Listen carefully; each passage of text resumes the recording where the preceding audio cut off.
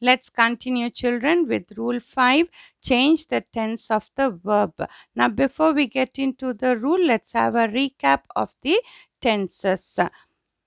Tenses can be classified into present tense, past tense, and future tense, and then they are subdivided into simple tense, continuous tense, perfect tense, and perfect continuous tense. So, in all, we have 12 tenses. Learn these 12 tenses properly, children, because it is very important to change the verb tense from the direct speech to the indirect speech. Now let's see the um, reporting verb in the present tense. Now, if the reporting verb is in the present tense, then the tense in the direct speech would take no change in the indirect speech.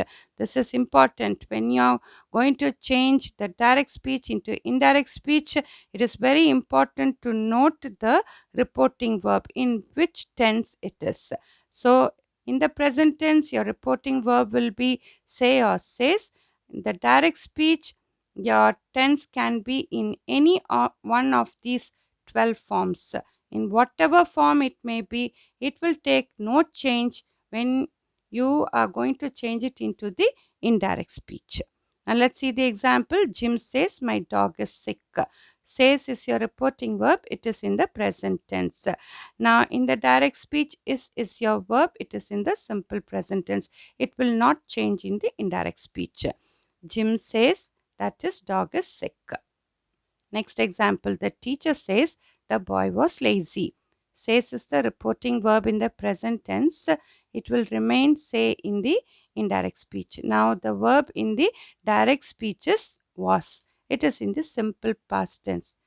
That should not worry you. In whatever tense it is, it remains the same in the indirect speech.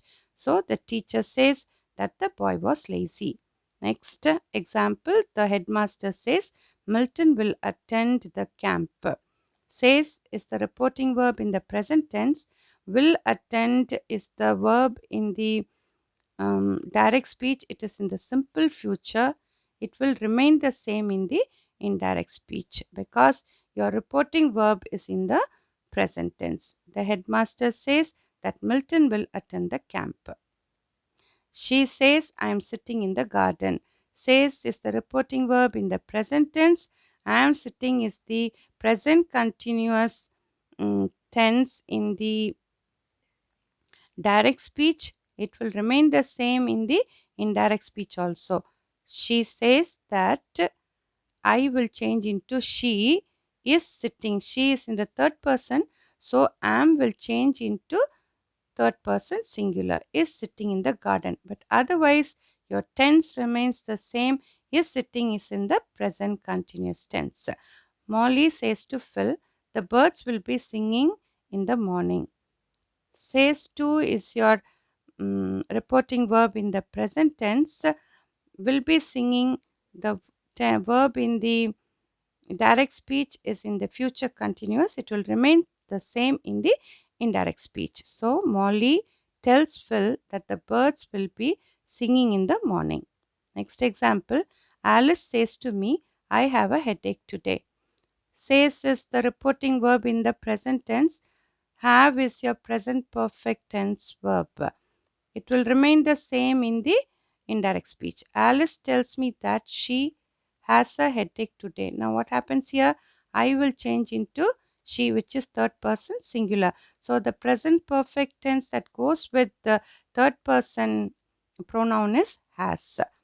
It is also in the present perfect tense.